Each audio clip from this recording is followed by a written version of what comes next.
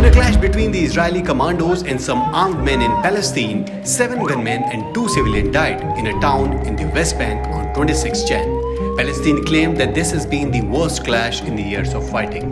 While Israel's military said it had sent special forces into Jenin to detain members of the Islamic Jihad armed group suspected of having carried out and planning multiple major terror attacks, shooting several of them after they opened fire. US Secretary of State Antony Blinken will travel to Egypt, Israel, and the West Bank next week to discuss the situation. But what's the West Bank and Gaza Strip issue?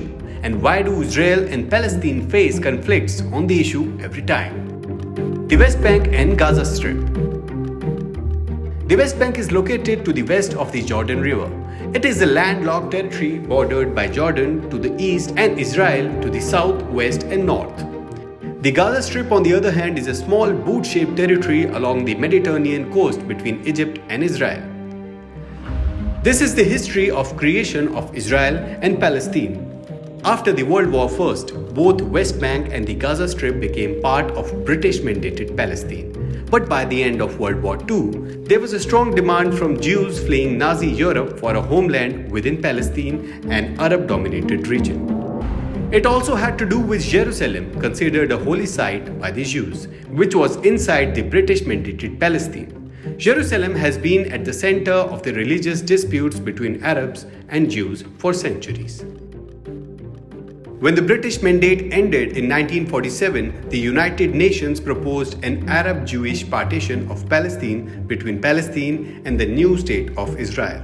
This partition plan mandated 53% of the land to Jewish majority state and 47% to the Palestinian majority state. But the idea of creating a new Jewish majority state didn't bode well for the Arab countries in the Middle East. Jewish paramilitary groups, however, formed the State of Israel in 1948. And this prompted a deadly war with its Arab neighbors Egypt, Iraq, Lebanon, Syria, and Jordan in 1948. This was the first Arab-Israeli war.